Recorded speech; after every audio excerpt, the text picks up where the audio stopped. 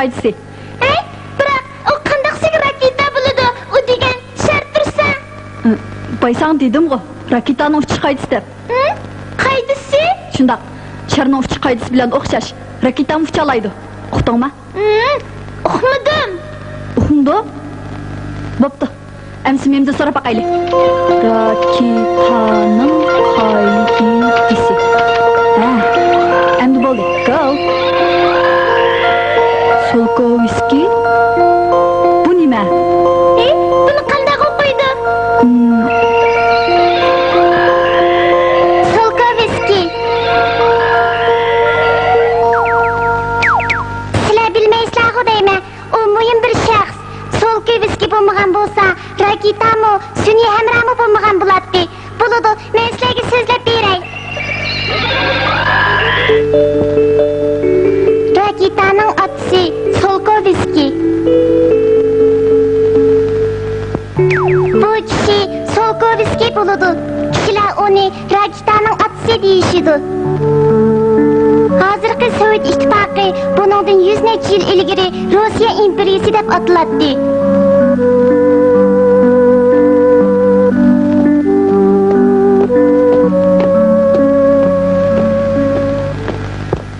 Şumu, şu, u nimele desem zati terikmeydi.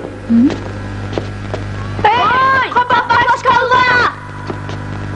Durus. U ablah doim qorbol kiyib qo'ynoqsi ichidi. Jure, ma'qul. Hujjat! Ne qilmoqsizlar? Akral dema. Hay, bular zot amal yo'q.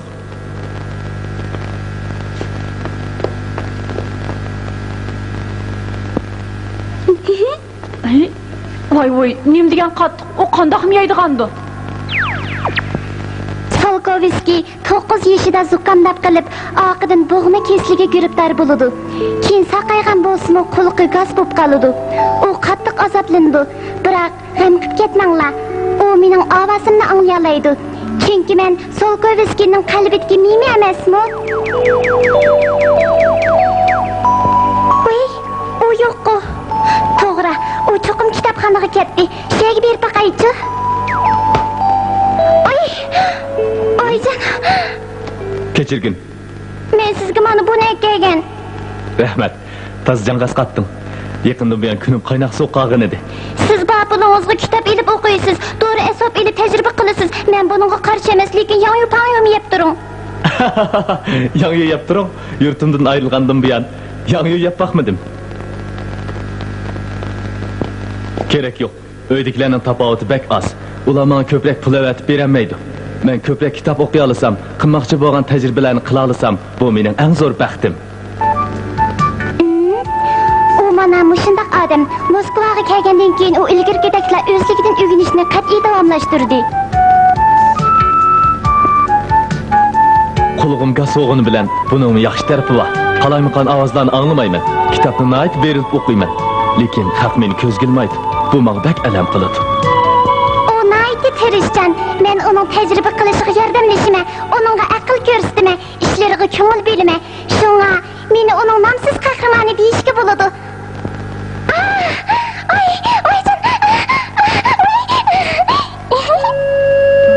Qaranglar, mana bu mashhur yozuvchi Jules Verne'ning Zemberekdan oyog'i nomli romani. Romanda yozilishga 300 metr uzunlikda zemberek yasaydi. 3 odam bilan ikki zemberek o'qiga o'ltirib oyog'i chiqadi. Zemberek o'qini oyog'i chiqarish uchun derizini aynak bilan yeng etiydi. Buni ular zemberek simon olam kemisi deb ataydi. Kemidagi 3 odam Fransiya va Amerikadan kelganlar. Ular yer shariga qaytashida raketani ishtirib, sur'atini ostilik usulini qo'llandi. Bu fantastik roman Solkovskiyning qalbini olamga band qilib qo'ydi.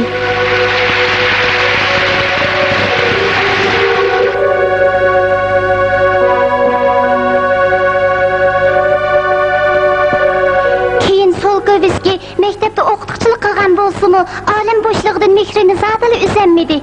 Nim bo'ldingiz? Jules Verne'ning degandek ushqanda oyga yetib bag'ilib bo'lmaydi. Voy, kitobga gaplarga ishinib qolgan o'xshamaysiz. Bu bir fantaziya bo'lsa-mu, uning deganlarining ilmiy asosi bor. Uni bir xiyoliy hikoya degili bo'lmaydi. Men Newton'un dinamik qoidasi bo'yicha yer sharidan ayrilish sur'atini hisoblab chiqdim. Andın atmosfera qavitidan o'tkicha havoning surkilishidan yuqori harorat paydo bo'lganligini uqdim. Jules Verne'ning tasavvuridagi xatolik tuzilib, boshqa bir to'g'ri usul qo'llanilsa, odamlar cho'qim ayri chiqa oladi.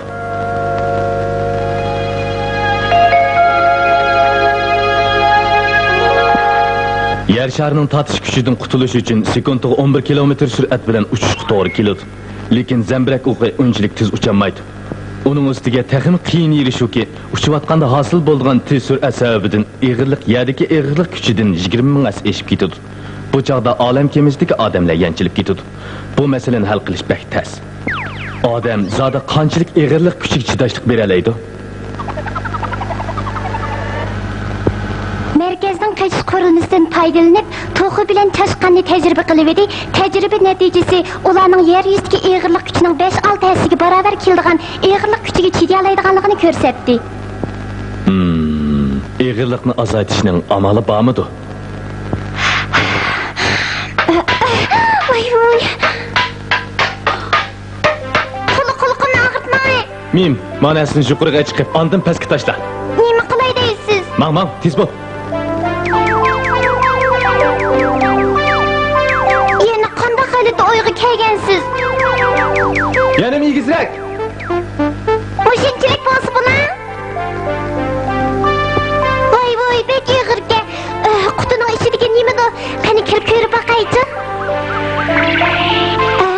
Aslida suv bilan tuxum keldi. Voy, bek kelib ketdi. Yerga tushganda tugishib ketmay yana.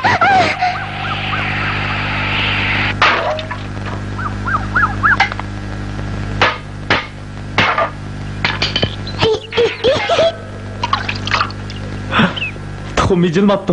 Muvaffaqiyatli bo'ldi. Nima gap bu? Bu tajriba moddalar suv ichib tursa, eg'irlik kuchining ta'siridan qutulganligini isbotladi. Tushundim. 1883-yili Solkovskiy tunji qitim sun'iy hamra to'g'risida kitob yozdi. Jismlar gorizontal tarafga tashlanganda sur'at qancha tez bo'lsa, shuncha yiroqqa bora oladi. Uqdinglarmi? Jismlar nimishqa tushib ketadi? Chunki yerning tortish kuchi bo'ladi. Har qanday narsa hamon tushib ketadi. Jism harakat qilishga boshlasa, to'xtamasdan harakatlanaveradi. Mana bu Newtonning inersiya teoriyasi, Solkovskiyning tasavvurining asosi. Sur'at bilan tortish kuchi tenglashgan chog'da shar to'xtamasdan aylandi. Mana bu sun'iy hamra. Solkovskiy bu sur'atni inchiklik bilan hisoblab, taxminan sekundiga 8 kilometr ekanligini hisoblab chiqdi. Biroq yer sharining ustida havo bor. Shu havoning surkilishi bilan sur'at davomli tuvanlaverdi. Shunglashqa sharni 200 kilometrdan 300 kilometrgacha bo'lgan egizlikdagi havo sharining yerga tashlab, andin parallel orbita bo'yicha siljitish kerak. Molim! Sizni o'quvchilar chaqiryapti. Ha? Molim, shar qo'yib beramiz degandingiz-ku. Qo'yib beraylik-ku. Qo'yib beraylik-ku, molim. Ma'qul, mana hozir. Bolalarni xush qilish uchun Solkovskiy qog'ozda bir shar yozdi. Lekin spirit bo'lmag'achqa sharni o'tin qalab harakatlantirishga to'g'ri keldi. U gaz bo'lsin-u, ammo darsni noyta qiziqarli so'zlagachga bolalar uningga amroq edi.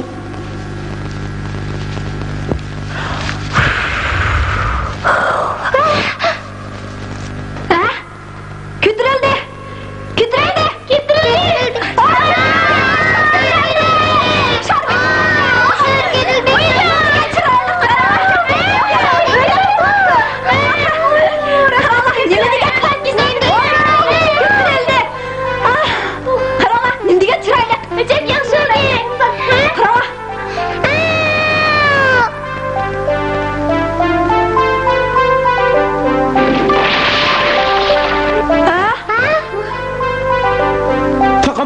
Bo'lmadi.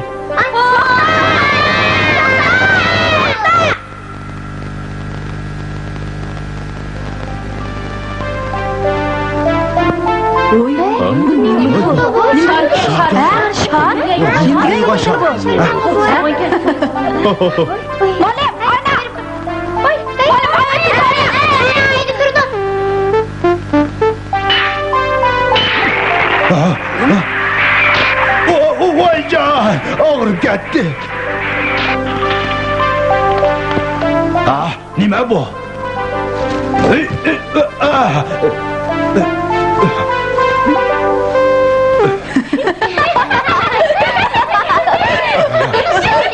Neymiş ki gülüsüler? Gülüvatsızlar o. Bu beymani çakçakını kim kıldı? Sizler mi? Bu beymani çakçak emas. Biz moyim tecrübe ötküzatımız. Nima? Bu narsani nimaga keragi bor? Darhol ilib ketinglar. Nima qilyapsiz? Bu o'qitish qurolini muallim bizga yasab bergan. Biz shundoq.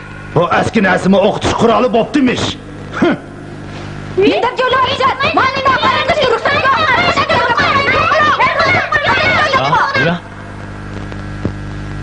Hey, balla qani?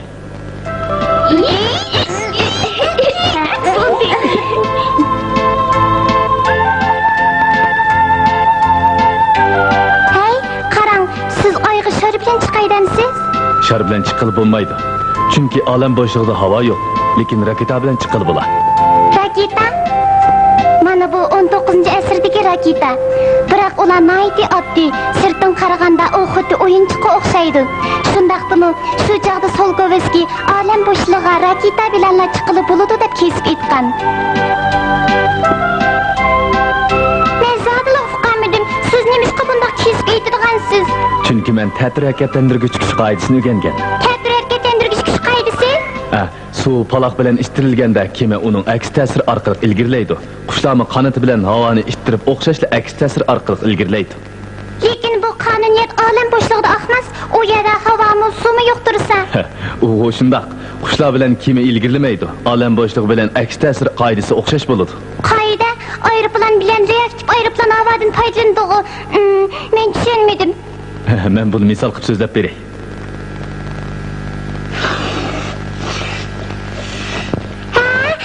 Nima? Qara. Shardagi havo o'zliksiz siqib chiqariladi. Ana shu kuchning aks ta'siri bilan shar uchadi. Raketaning qoidasi mana shu. Havoning sirkilishi bo'lmagan bo'lsa, raketa texnik tez uchgan bo'ladi. Hey, nima ko'rsa? Sharni olam bo'shlig'iga chiqib sinab baqay. Unda qilsang bo'lmaydi. Nimishqa bo'lmaydi? Vakuum olam bo'shlig'ida shardagi havo biroqli chiqib ketadi-da, shar etilib ketadi. Siz menga rezinga sharning qoidasi raketanikiga o'xshash degandingiz-ku. Hey, sen tek tushunmabsan. Men yenim tafsil so'zlab beray.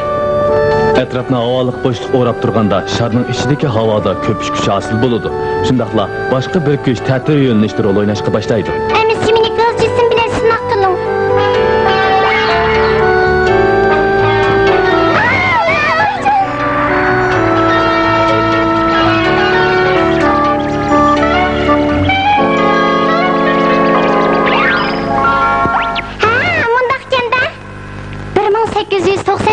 yili Solkovskiy ilgirki tadqiqotlarini yakunlab, raketa olam bo'shlig'i va makon to'g'risida tadqiqot maqolasi yozib, olam raketasining tuzilishi bilan iqtidorni tafsili bayon qildi. Hamda bir formulani o'tirg'i qo'ydi. Matematika nuqtasidan olam raketasining harakati to'g'risidagi teoriyani ishlab chiqdi. Keyin uningga Solkovskiy teoriyasi deb nom berdi. Maqolda raketaga portlatqich dori ishlatmaslik, balki suyuq jismni yiqilg'i qilish kerak degan qarashni muayyanlashtirdi. Bundaq bo'lganda klapan orqali o't oldirg'ili, ujargili bo'libli qolmay o'tni tanshigilimi bo'ladi. Shundaqmi? Havosiz olam bo'shlig'idimi yondirish uchun yiqilg'iga yana suyuqlantirilgan oksigen aralashtirish kerak. Mana bular jurnalga besilsa, kishilar olam bo'shlig'ida sayohat qilishning xavf-xiyol emasligini biladdi.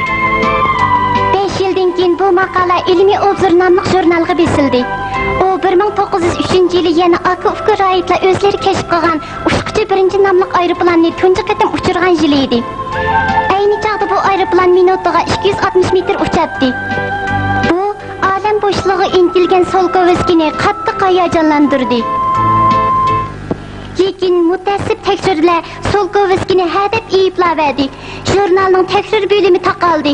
Jurnal butunlay musodir qilindi. Aradan 8 yil o'tganda Solkovskiyning maqolasi qayta nashr qilindi. Uning tadqiqot qiymati e'tiborga erishdi. Birinchi dunyo urushi portildi. Urush kishilarga nomratlik elib keldi. Jamiyat bag'asiri davolg'ib ketdi. Solkovskiy 1916-yili Yer sharining sirtida degan ilmiy fantastik romanni yozdi. Romanda ba'zilarning raketani sinaq qilib, olam bo'shlig'iga sayohat qilganligini, andin oyga borganligini, ularning texi bayqalmagan sayyorni tekshirib, Marsga yaqinlashganligini, eng oxirida yer shariga qaytganligini tasvirladi. Bu roman Solkovskining yangi zemin echish uchun har vaqt izlanganligini aniq ko'rsatdi.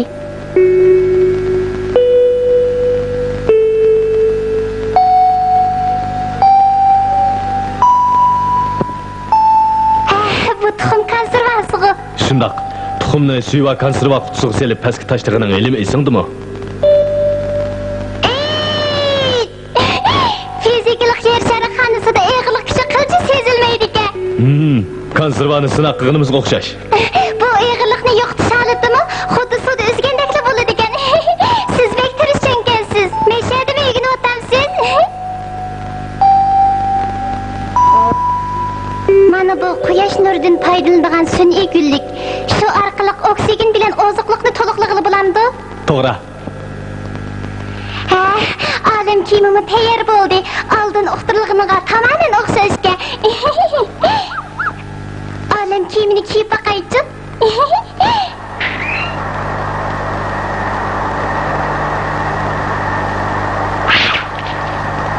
Meni dinle baray. Özümde to'xtamayapti. Olam kiyimini kiyib kevdan har qancha qilib boshqaramayapti.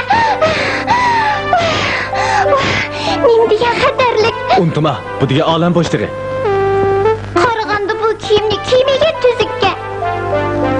Hey, men!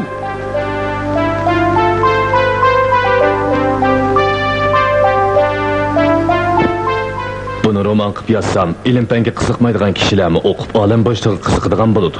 Uning ustiga kitob ko'proq setilsa, turmushim yaxshilanadi. Solkovskining bu arzusi Rossiya imperiyasi yo'qotilib, Oktyabr inqilobi g'alaba qozongandan keyin ondan amalga oshdi. O'qituvchilik xizmatidan istifa berib, butun zehnini o'zi yaxshi ko'radigan tadqiqot xizmatiga qaratdi. Olam bo'shlig'i tadqiqot plani bag'ansiri kengayib ketdi. Olam bo'shlig'i sayohatining ehtiyoji sababli u olam bo'shlig'i bekiti yasab, uni baza qilishni o'tirg'i qo'ydi. Solkovskiy yana ko'p uygulik raketani tasavvur qildi. Bundaqda yiqilg'usi kuyib tuyigan uygular tushib qilib, eng oxirgi uyga nishonga yetib boradi.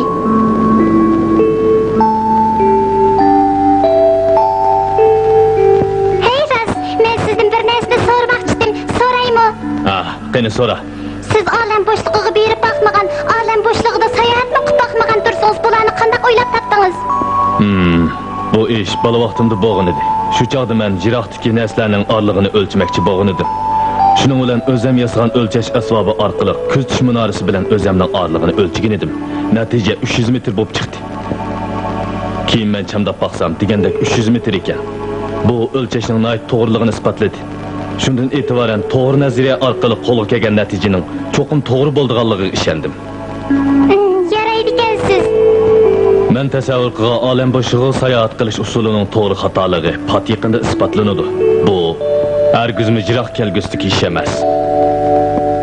Suyuq jismni yiqilg'u qilgan raketani birinchi qatim sinaq qilib yasagan kishi amerikalik Robert Ekiyokidar. U 1926-yili tunji raketani qo'yib berib muvaffaqiyat qozondi. Bu Sovet ittifoqining Moskvadagi olam bo'shlig'ini echish xotir munorasi. Bu yerga g'oyat zo'r haykal o'rnatilgan.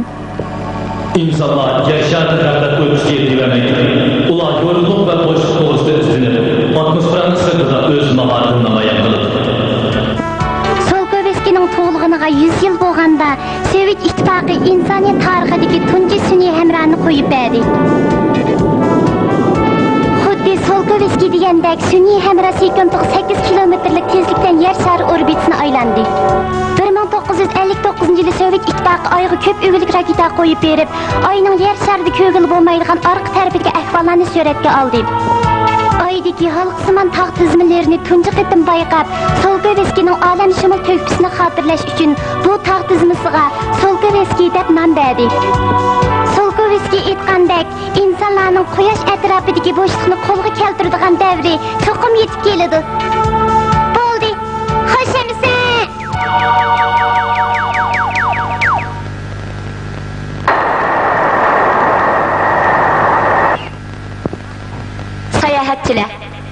kemimiz Yupiter orbitasida ketyapti. Hozir yer sharida tushdan keyingi soat 2 bo'ldi. Tokyodagi top maydonida Gigant komandasi bilan Aykrot komandasi o'rtasidagi kaltak top musobaqasi jiddiy davom qilmoqda. Ko'rishni xohlovchilar 006 olam bo'shliqi kanalini ochsa bo'ladi. Voy, yer sharidagi televizorni ko'rib bo'lgan-a? Aka, televizor ko'raylik-chi. Ma'qul.